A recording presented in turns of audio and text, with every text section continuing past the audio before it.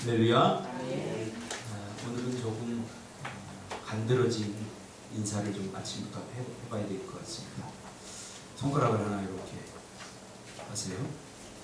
옆 사람을 쿡 찌르면서 오! 천사셨군요. 하셔야 돼. 싸울 기세로 달려드네. 이게 내가 원했던 건 이게 아닌데. 배세강 집사님 했어요? 네. 다시 하세요. 다 보세요. 옆에 있는 사람이 여러분의 찬사. 오늘 룻기 9번째 본문을 중심으로 남의 떡이 커 보일 때, 남의 떡이 커 보일 때라는 제목으로 하나님 말씀 전하겠습니다. 이 엘리멜렉 일가가 결국 베들레헴을 왜 떠났는지 룻기는 직접적으로 얘기를 하지 않습니다. 그러나 룻기 전체를 살펴보면 조금씩 왜 엘리멜렉 일가가 결국 이 베들레헴을 떠나게 되었는지 그렇게 서서히 조금씩 드러내고 있는 것을 보게 됩니다. 오늘 본문에서는 한마디로 남의 떡이 커 보였기 때문에 떠났다 이렇게 말해주고 있는 것 같습니다. 남의 떡이 커 보였기 때문에 떠났습니다. 신앙생활을 하다 보면 예수 믿지 않는 사람들이 더 행복해 보이고 자유스러워 보이며 신앙생활 제대로 하지 않는 사람들이 훨씬 행복해 보일 때가 있습니다. 지금 우리는 이 자리에 나와서 예배하지만 예수 믿지 않는 사람들은 불금을 지나서 토요일 주일을 얼마나 자유스럽게 그렇게 보내고 있습니까? 그러다 보니까 이 교회에 나와서 예배드리는 것이 약간 부담스럽고 뭔가 내 인생을 침해받는 기분이 들기도 하고 뭔가 자유를 빼앗긴 것 같은 생각이 들 때가 한두 번이 아닙니다. 바로 남의 떡이 더 커 보이는 거죠. 교회에 다니는 사람들은 뭔가 문제가 있는 사람들이야. 저 예수 믿지 않는 사람들 좀 그렇게 인생을 살려면 저렇게 엔조이하고 즐겁게 살아야 돼. 그런 마음이 들 때가 한두 번이 아닙니다. 남의 떡에 관심을 갖고 남의 떡에 집중하다 보면 중요한 것은 정작 자기 떡은 눈에 들어오지 않게 된다는 사실입니다. 이런 생각이 들기 시작하면 교회의 중심이 되고 신앙생활의 중심에 서 있는 것이 부담스럽고 별로 행복하다라는 생각이 잘 들지 않습니다. 괜히 나만 고생하는 것 같고 속된 말로 우리가 화투치다가 쓰는 용어 제가 좀 잠시 사용하겠습니다. 괜히 독박 쓰는 기분이 들죠. 다른 사람들이 이렇게 하지 않더라도 행복해 보이기만 한데 굳이 이렇게 신앙생활을 해야 하는가 그런 생각이 들기 시작하면서 남의 떡이 훨씬 크게 보이기 시작합니다. 이것은 또 다른 유혹으로 우리에게 다가오는데 그 자리를 떠나고 싶고 그 자리를 포기하고 싶은 유혹에 시달리게 됩니다. 내 직분, 내가 맡은 일, 다른 사람들이 하는 일들은 그저 쉬워 보이고 그냥 잘 되는 것 같은데 가게도 열기만 하면 그냥 잘 되는 것 같은데 유독 내가 가게를 열면 이게 힘든 게 한두 가지가 아닌 것처럼 생각됩니다. 다른 사람들의 삶을 가만히 들여다보면 쉽게 그냥 잘 행복하게 사는 것 같은데 내 삶은 왜 이렇게 힘들고 어렵고 노력하고 힘써도 안 되는지 이런 생각이 듭니다. 이런 마음을 가지고 있는 사람들의 심리는 되게 이렇습니다. 나는 뭘 해도 잘 안 돼. 남들은 쉽게 하는 것을 나는 어렵게 하는 것 같아.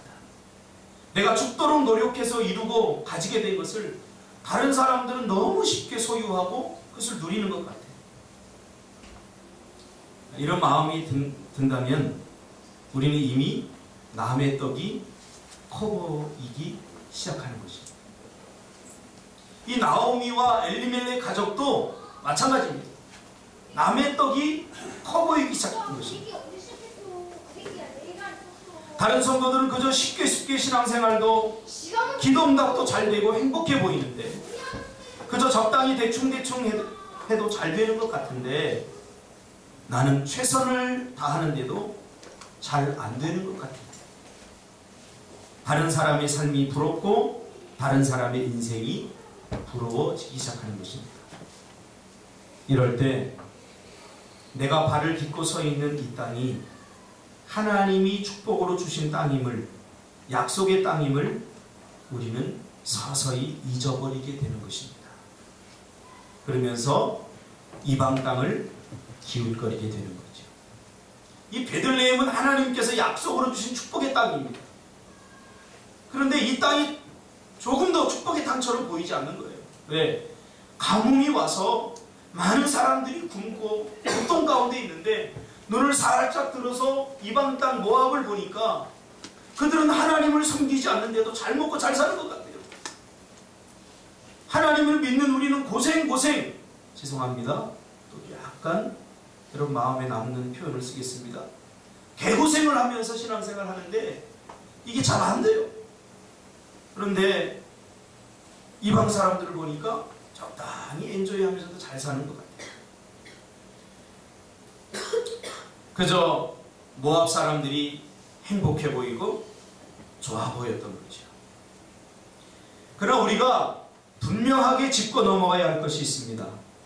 뭐냐 하면 정말로 남의 떡이 실제로 큰지 아니면 크게 보이는지 하는 문제입니다. 실제로 남의 떡이 큰 것과 내가 볼 때 그 남의 떡이 크게 보이는 것하고는 엄청나게 다릅니다. 중요한 게 뭡니까? 오늘 이 엘리멜렉 가정은 남의 떡이 크게 보였다는 사실입니다. 세상 사람들이 정말로 행복해 보이는 것인지 정말로 행복한 것인지 우리는 물어봐야 됩니다. 세상 사람. 제가 제주도에 처음 가서 느낀 것은 야, 여긴 지상 낙원이다. 8시 되기 전에 가게도 다 문 닫고 브레이크 타임이 있어가지고 먹으러 가면 5시에 오세요. 6시에 오세요. 야, 이 사업하는 사람들 너무 좋겠다. 장사하는 사람들 너무 좋겠다. 모든 것들이 다 루즈예요. 건축하는 사람들한테 물어보니까 약속을 해놓고 계약을 해놓고 굳이 그 시간 안에 마감을 안 쳐도 된다는 거예요. 그래가지고 전화가 와서 바쁘시죠? 그럼 한 3달 뒤에 해주세요. 이런다는 거예요. 이 겉으로 제가 본 제주도는 정말 지상 낙원이고 또 앞에 이렇게 나가면 바다가 쫙 보이지 않습니까? 좋은 카페들이 있고 얼마나 살기 좋습니까? 거기 사람들 보면 다 행복해 보였습니다. 도시 생활에 빡빡하고 여유가 없는 삶에 비하면 제주도 사람들은 정말 한마디로 환상적이었습니다. 어디를 가든 여유롭고 어디를 가든 환상의 장소였습니다. 제가 좋아하는 어디를 가든 잔디구장이 있었고 언제든지 축구를 할 수 있고 앞마당이 잔디로 깔려요. 제가 제주도를 들락거리면서 며칠 동안 이렇게 자주 머물게 되면서 깨달은 것이 있어요. 여기는 정말 살기 힘든 땅이구나. 그저 겉으로 드러난 몇 가지만 가지고 제가 필이 꽂혔던 겁니다. 여기는 지상 낙원이다. 여행자들에겐 참 좋겠지만 막상 거기서 살려고 하면 내가 거기서 살아야 되겠다 라고 생각해보면 이게 풀어야 될 숙제가 한두 가지가 아닙니다. 이번 주에도 제가 갔는데 바람이 굉장히 많이 불어요. 그래서 밖에 나갔다 잠깐 들어오니까 발을 이렇게 디뎠는데 양말을 보니까 새까매졌어요. 그래서 내가 발을 안 닦은 모양이다 하고 발을 닦고서 다시 양말을 벗고 디뎠는데 이번에 더 새까매져요. 바닥을 이렇게 해보니까 그 화산재 그 작은 게 창문 틈으로 들어와가지고 온 바닥이 다 새까매져 버렸어요. 제가 정확히 7번 닦았어요. 한 번 닦아도 안 돼요. 한 번 닦고 빨고 또 닦고 빨고 또 닦고 빨고 7번을 빠니까 그 다음에 조금 깨끗해지더라고요. 그런데도 아직도 먼지가 있어요. 바람이 불기 시작하니 장난이 아닙니다. 막상 제주도에 가서 살게 되면 어떨까? 현실적으로 심각하게 직면하고 물어봤을 때 야, 이거 생각 많이 하고 가야 되겠다. 그런 생각이 들더라고요. 불과 제가 며칠 고작 가서 몇 번 머물렀는데 이 정도 결론이 남았습니다. 정말로 살기 좋은 것하고 살기 좋아 보이는 것하고는 다르다는 사실입니다. 행복해 보이는 것하고 실제로 행복한 것은 다르다는 사실입니다. 오늘 본문은 보아스가 룻을 대하는 태도를 통해서 하나님의 은혜를 드러내고 있는 동시에 나오미 일가의 문제가 무엇인가를 드러내면서 동시에 룻에게 다시는 이런 실수를 반복해서는 안 됨을 보여주는 너무나 중요한 말을 지금 보아스를 통해서 하나님께서 말씀하고 있는 것입니다. 보아스가 룻에게 뭐라고 말합니까? 내 딸아 들으라. 이삭을 주우러 다른 밭으로 가지 말며 여기서 떠나지 말고 나의 소녀들과 함께 있으라. 이 말을 들으면 단순히 우리가 정보만으로 들으면 너 여기 떠나지 말고 내 밭에서 이삭을 주우라고 하는 말이구나 이렇게 들릴지 모르지만, 그러나 성경은 다중 의미로 되어 있기 때문에 이 말을 통해서 우리는 하나님의 음성을 분명하게 들을 수 있습니다. 이 보아스의 말은 단순히 룻에게 하는 말이 아닙니다. 이것은 나오미에게 하는 말이고, 그리고 이 룻기를 읽는 우리 모든 독자들에게 하나님께서 하고 싶은 말을 지금 우리에게 해주고 있는 것입니다. 사람의 마음은 믿을 게 못 됩니다. 사람의 마음은 조속으로 변합니다. 처음에는 누군가의 밭에 가서라도 제발 이삭이라도 주워 먹고 살았으면 좋겠다, 요만큼의 이삭이라도 내가 얻었으면 좋겠다 하는 간절한 절박한 마음으로 갔지만, 막상 이삭을 주울 밭이라도 생길날 치면 이제는 서서히 누가 얼마나 많이 주었고 또 다른 밭에서 죽는 사람들은 얼마나 많이 죽고 있는가, 이런 것에 관심을 갖게 된다는 거예요. 처음에 룻이 어떤 마음으로 갔습니까? 먹고 살 길이 막막하니까 그 이삭이라도 내가 주워 먹고 살아야 되겠다, 제발 내가 한 이삭 하나라도 좋으니까 이 하나의 이삭이라도 주울 수 있는 밭이 있었으면 좋겠다, 그런 가난한 마음, 그런 절박한 마음으로 갔다는 거예요. 근데 인생은 여기서 끝나지 않는다. 옆에 사람이 나보다 더 많이 죽거나 다른 밭에 있는 사람들이 나보다 더 많이 죽게 되면, 남의 떡이 커 보이게 되면 그 다음부터 감사하는 마음이 싹 사라집니다. 만약 다른 밭의 주인의 인심이 훨씬 후하다는 이야기가 들리면 지금까지 보아스가 룻에게 베풀어준 은혜는 전혀 은혜가 되지 않고 비난거리가 되고 불평거리가 되고 원망거리가 된다. 다른 밭의 주인은 이렇게 후하게 대해주는데 당신은 왜 이렇게 후하게 대해주지 않습니까? 처음에 어떤 마음으로 갔습니까? 이삭 하나라도 주었으면 좋겠다, 이런 마음으로 가지 않았습니까? 이때 우리는 다른 밭으로 가고 싶은 유혹과 지금 여기를 떠나고 싶은 유혹에 직면하게 됩니다. 심지어 남의 떡이 커 보이면 섬기는 신까지도 바꿔버리는 것이 우리 인간 아닙니까? 그것을 보여준 것이 누굽니까? 바로 엘리멜렉 가족입니다. 그들은 양심의 가책이 있어서 신까지는 바꾸지 못하지만 장소를 바꾼 거죠. 어떤 마음으로? 야, 베들레헴에만 하나님이 있을까? 아니야. 모압 땅에도 하나님이 있을 거야. 뭐 장소가 중요한가? 하나님을 섬기는 마음이 중요하지. 그러면서 하나님께서 가나안 시대에 약속으로 주신 그 축복의 땅, 언약의 땅을 떠났다는 거예요. 떠날 수 없는 땅이죠. 떠나서는 안 되는 땅이죠. 어떻게? 하나님이 베들레헴만 있나? 모압에도 있을 거야. 내가 신앙생활 거기서 하나님을 잘 섬기고 신앙생활을 잘 하면 돼. 그런 마음으로 떠나게 되는 거죠. 그러니 신까지도 결정적인 순간에 바꿀 수 있는 것이 사람의 마음이라면, 여러분, 사람을 배신하고 교회를 떠나고 기도의 자리를 저버리고 은혜의 자리를 떠나고 심지어 하나님께서 우리에게 맡겨진 일들을 하찮게 여기고 그만두는 것은, 이것은 너무나 쉬운 일이죠. 누워서 떡 먹기죠. 저번 주에 제가 임직식을 다녀왔습니다. 친구 목사 두 교회가 교회를 사고 일꾼들을 세우면서 목사님 임직식을 하면서 저에게 순서를 부탁해서 제가 다녀왔습니다.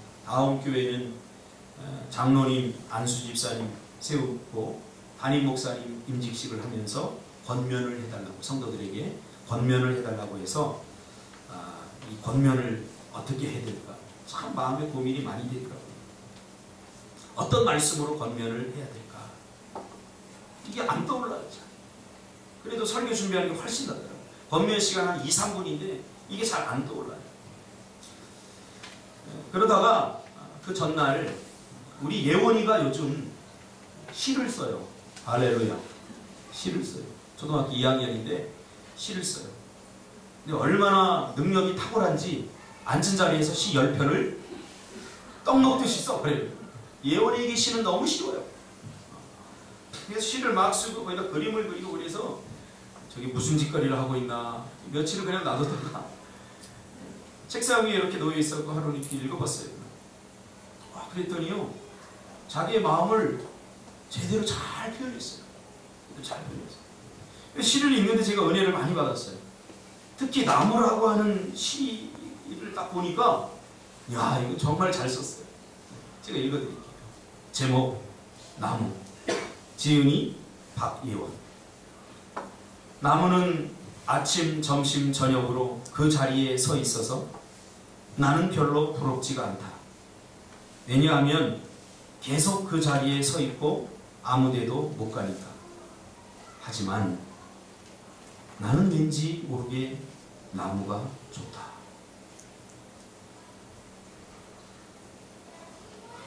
제가 이 시를 읽고 감동을 했어요.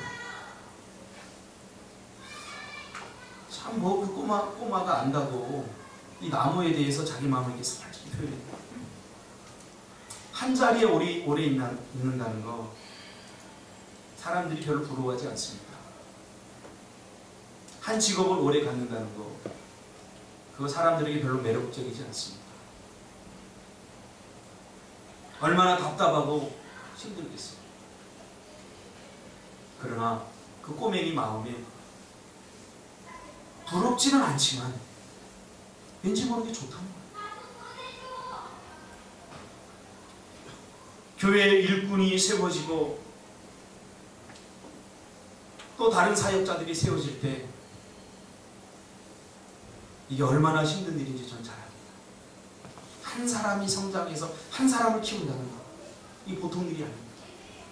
그래서 제가 권면을 그렇게 했습니다. 여러분들 거목이 되십시오. 거목의 조건은 한 자리에 오래 있어요. 나무는 흉년이 왔을 때 강가로 이동하지 않습니다. 그 자리에 깊이 뿌리를 내리고 수맥을 찾아서 물을 끌어다가 나무를 살리는 거죠. 비바람이 불 때 나무는 힘들다고 하지 않습니다. 온 몸으로 그 비바람을 막아내는 거죠. 개척교회는, 작은 교회는 늘 궁핍합니다. 늘 흉년에 시달립니다. 그래서 개척교회에 있는 성도들은 항상 모압으로 가고 싶은 유혹을 받는 것이 사실입니다. 그래서 어떤 분은 저희 교회 왔다가 가면서 아휴 개척교회 지긋지긋해 하고 떠나는 것을 보았습니다. 개척교회는 교회도 아닌 것이죠. 왜? 개척교회는 늘 흉년에 시달리기 때문이죠. 한국 교회에서 개척교회는 인기가 없습니다. 그래서 큰 교회 다니는 사람들은 나 어디 교회 다녀 어깨를 피지만 우리처럼 작은 개척교회를 다니는 성도들은 어디 교회 다녀? 그러면 집 앞에 있는 동네 다녀 이렇게 표현해요. 혹시 여러분들 그런 분 계십니까? 우리 교회는 집 앞에 있는 교회가 아니라 꿈틀 장로교회임을 믿으시길 바랍니다. 신앙생활을 하다 보면 누구나 흉년을 만나게 됩니다. 예배를 통해서 하나님의 은혜를 경험하지 못하고 위로받지 못하는 예배의 흉년에 직면할 때도 있습니다. 예배를 통해서 하나님을 만나야 되는데 만나지 못합니다. 예배가 힘듭니다. 예배가 고통스럽습니다. 이거 예배의 흉년이 온 거죠. 그래도 예배의 자리를 떠나서는 안 됩니다. 언제부턴가 그렇게 잘 되던 기도 응답이 싹 사라져 버립니다. 아무리 하나님께 새벽마다 부르짖고 밤늦게 부르짖어도 하나님은 침묵하시고 기도의 응답이 오지 않습니다. 기도의 응답이 언제부턴가 사라지는 기도 응답의 흉년을 만난 것입니다. 여러분 기억하세요. 예수 믿고 축복받고 예수 믿고 잘된다, 이런 기복주의 신앙이 한국교회를 망쳐버렸습니다. 여러분 예수 믿어도 고난이 옵니다. 기도 열심히 해도 어려움이 옵니다.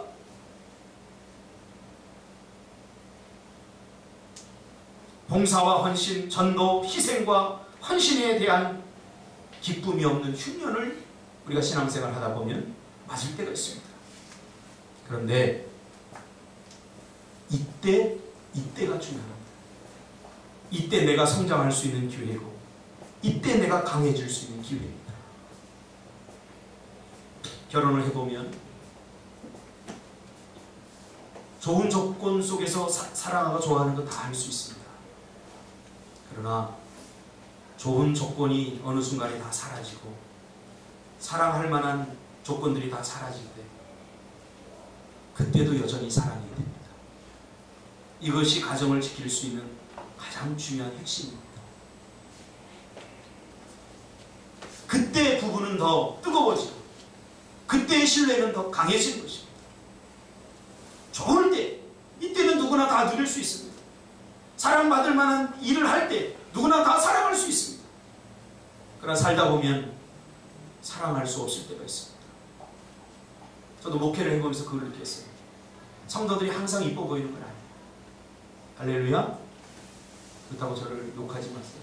저도 인간이 성도들이 항상 이뻐 보이는 거 아니에요. 개척 초기에는 성도들이 좀 예배도 빠지고 못된 짓 하면 막 미웠어요. 그러니까 다 이게 눈에 보이죠? 미워하는 거 제가. 근데 지금은 하나님 앞에 제가 분명히 말할 수 있는 건데, 예배에 빠지고 뭐 잘못해도 절대 미워 보이지 않아요. 왜? 어떤 청년이 한 번은 저한테 왔어요. 뭐라고 그러냐면, 쟤 되게 재수 없는데 저 사랑하려고 해도 저 사랑 못하겠어요. 그런 거예요. 제가 그런 얘기 해줬어요. 그래서 사랑이 특별히 더 많은 사랑이 저 사람에게 필요하다. 누구나 사랑받을 짓을 하는 사람들은 쉽게 사랑할 수 있어요. 잘하는데요. 왜 사랑 못합니까? 그러나 사랑받을 만한 짓을 안 하는 사람은 더 많이 사랑해줘요. 더 많이 결심하고 사랑해줘요.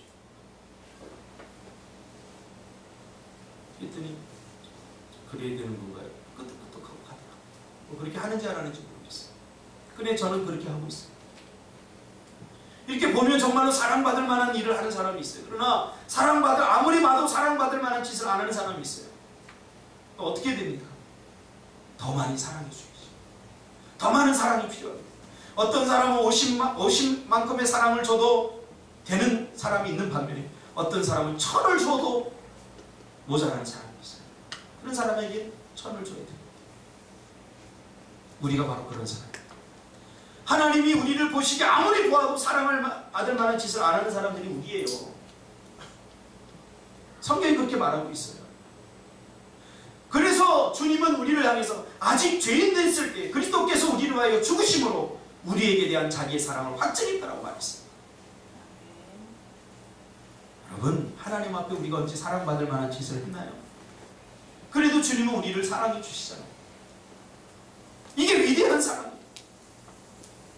아무리 가물어도 주님은 우리를 버리지 않고 포기하지 않았습니다.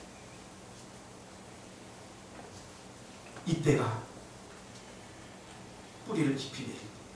다음 교회에 안수 집사님, 제가 그 세월 임직하는데 막 감동이 오더라고요. 그분은 교도소에도 몇 번 갔었고요. 헌금, 작정 헌금을 20억씩 몇 번을 했는지 몰라요. 막 그 헌금 다 있으면 교회를 한 10채도 더 지었을 거예요. 그래서 한 번은 막 개척 초기에 흥분해가지고 이용 목사님이 전화가 왔어요. 형! 저한테 형이라고. 형! 왜? 드디어 뭐 인생 별거 아니야. 우리 성도님이 20억 헌금했었거든. 근데 난 느낌으로 왔지. 야, 그 정도는 교회 떠날 수도 있으니까 잘해야 된다. 20억 헌금하고 이 못하면 부담스러워 이렇게 떠나거든요. 그래서 불러다 놓고 100만 원도 좋으니까 20억은 다음에 하라고 그러고 100만 원만 하고 말하고 그냥. 형 왜 그래? 형 부러워서 그래? 시기하는 거야? 저는 목회가 제 목회도 잘 돼야 되지만 제가 정말 잘 됐으면 하는 두 사람이 있는데 김성찬 목사 꿈이는 교회와 가운교회 저보다 더 잘 됐으면 좋겠다 하는 교회가 두 교회 진짜.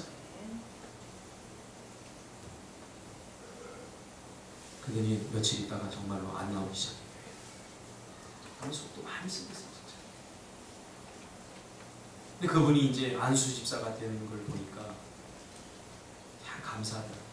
제가 그분 얼굴을 보면서 그랬어요. 앞으로도 힘든 날이 교회 생활 하다 보면 많이 옵니다. 신앙생활 하면 많이 옵니다. 인생의 흉년도 옵니다. 기도에도 응답 안 될 때도 옵니다. 그때는 기도의 뿌리를 더 깊이 내리라고 하는 하나님의 사인으로 하세요. 나무가 가뭄에는 수맥을 찾아서 깊이 들어가야 됩니다. 그 수고를 나무가 언제 하냐면 밤에 한다고 합니다. 모든 사람이 잠들어 있어요. 캄캄할 때 한다고 합니다. 우리 인생에 캄캄한 밤이 올 때, 막막해서 아무것도 보이지 않을 때, 그때는 좌절할 때가 아니라 기도의 뿌리를 더 깊이 내리고 믿음의 뿌리를 더 깊이 내려야 됩니다. 뿌리가 하는 역할이 있습니다. 영양소만 빨아들이고 수분만 빨아들이는 게 아니라 나무를 지탱하는 역할을 하는 것이 뿌리의 역할입니다. 그렇게 깊이 내릴 때 인생의 온갖 비바람도 막아줄 수 있게 되는 것입니다. 오늘 본문에서 하나님은 보아스의 입을 통해서 분명하게 말합니다. 다른 밭으로 가지 말며 여기서 떠나지 말라. 이것은 단순히 장소적 문제만을 의미하는 것이 아닙니다. 심리적이고 신앙적인 그런 장소를 말하는 것입니다. 이미 엘리멜렉 가문은 한 번의 상처가 있죠. 왜? 가뭄 때 떠나봤던 상처가 있습니다.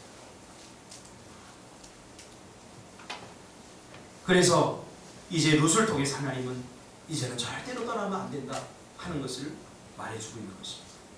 이사야 29장 13절에 보니까 주께서 이르시되 이 백성이 입으로는 나를 가까이 하며 입술로는 나를 공경하나 그들의 마음은 내게서 멀리 떠났나니 그들이 나를 경외하면 사람의 계명으로 가르침을 받았을 뿐이라. 그렇죠? 우리 사람도 공간적 장소적 문제가 아니라 마음 관리를 잘해야 됩니다. 마음이 떠나면 안 돼요. 그래서 미우면 저 사람이 미우면 마음이 떠나게 돼 있거든요. 밉다고 다 미워해서는 안 돼요. 품어야 돼요. 그 미움의 부정적 에너지를 사랑의 에너지로 바꿔요. 그 미움의 에너지는 내 인생을 파괴하고 내 마음을 깨뜨려버리고 다른 사람까지 불행하게 만들기 때문에 거죠. 마음이 문제. 우리의 마음이 어디를 향하고 오늘 본문은 하나님의 은혜가 어떤 방식으로 존재하며 그 은혜를 어떻게 누리게 되는가 그 과정을 우리에게 적나라하게 보여주고 있죠. 두 가지만 하고 마치겠습니다. 첫째, 내가 지금 있는 여기가 은혜의 땅이라는 것을 잊어서는 안 됩니다. 할렐루야. 지금 여기 내 가정 뭐 그렇게 가정에 불만이 많습니다. 불평이 많습니다. 하나님이 주신 기도의 응답이고 최고의 축복입니다. 내 남편, 내 아내 최수정이 보면 저런 남편과 살고 싶다 이런 생각이 드십니까? 최수정은 절대 여러분하고 살아주지 않습니다. 최수정이 여러분하고 살아주는 자체가 여러분에게 재앙입니다. 여러분 옆에 있는 남편이 하나님이 여러분에게 기도 응답으로 주신 나에게 가장 맞는 그런 사람입니다. 저는 그렇다고 생각해요. 제 아내가 하나님이 저에게 주신 최고의 축복입니다. 지문화보다 더 이쁘고 더 성격 좋은 사람들 많겠죠. 그러나 그런 사람과 살면 제가 3일 만에 죽을 것 같아요. 예수 믿죠. 제가 성질을 부려도 다 묵묵히 참아주고 잔소리 안 하고 그래서 내 건강히 지금 살고 있잖아요. 자꾸 삐뚤어지고 교만하면 괜히 옛날에 우리 집사 여자 집사님들 보니까 아휴 저 인간 내가 살아주는 거지 막 그래요. 야, 정말 교만하다. 자기가 살아주는 거예요. 그러면서 내가 아니면 너 같은 남자고 누가 살아주겠어? 막 이런 소리까지 하는데 지금 가슴이 아팠어요. 그래서 제가 그 다음 설교 시간에 그 남자는 당신의 기도의 응답입니다. 그랬더니 교회 떠나버렸어요. 할렐루야. 맞습니다. 지금 여러분 옆에 있는 사람들이 하나님이 주신 최고의 축복의 사람들입니다. 믿습니까? 지금 여기에서 사랑하지 못하면 더 좋은 사람이 있더라도 사랑할 수 없습니다. 그래서 하나님의 시간은 항상 지금 여기. 여러분, 우리 교회가 여러분에게 주신 하나님의 최고의 축복의 교회임을 믿습니까? 네. 그래서 제가 다음 교회 그랬어요.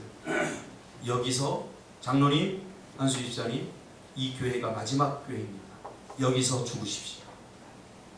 그랬더니 안수 집사님 눈에서 눈물이 뚝뚝뚝 떨어지죠. 떠나지 말라. 은혜의 장소, 축복의 장소. 지금 보아스가 이 룻을 자신의 가족으로 부르고 있는 거죠. 내 딸아, 여기가 네 집이라는 거예요. 여기서 같이 살자는 거예요. 하나님의 은혜가 점진적으로 더욱 분명하고 선명하게 드러나고 있습니다. 여기서 못하면 저기서도 못하고, 지금 못하면 다음에도 못합니다. 준서가 과일 장사 여기 요 마트 좋은 자리 옆에 들어오는 입구에서 잘 될 것 같지? 네가 하면 안 돼.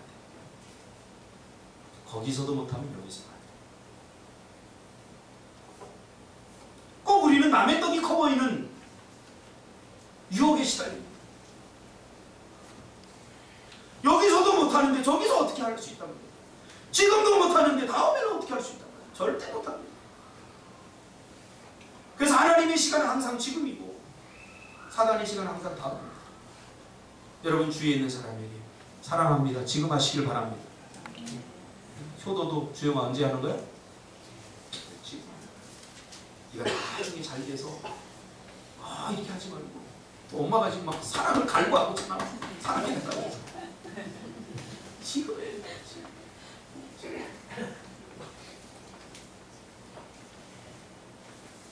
지금이 최고의 상황이에요. 지금이 하나님의 응답이에요. 하나님은 지금 여기에서 나에게 복 주시고 은혜 주시기를 원한다는 사실입니다. 그러므로 어떻게든 견디고 버텨내야 됩니다. 기도와 하나님의 약속을 믿고 버텨내시기를 주님의 이름으로 축복합니다.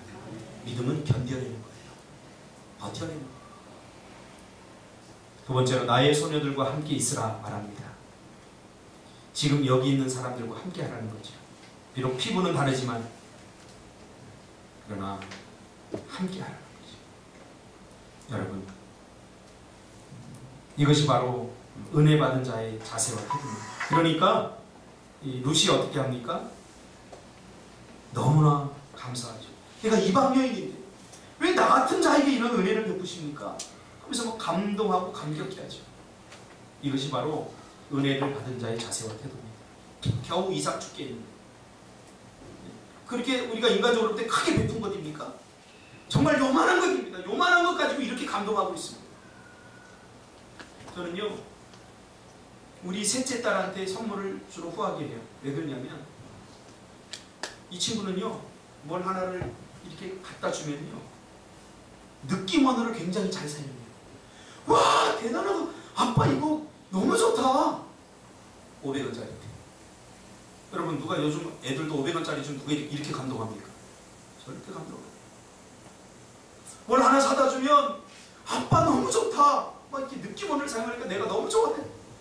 그래서 어디 여행 갔다가도 뭐 집사람은 한 100만 원짜리 사줘야 감동하니까 적당히 그냥 돈으로 주는 게 좋아. 돈으로 줄까? 뭐 이 생각이 들고.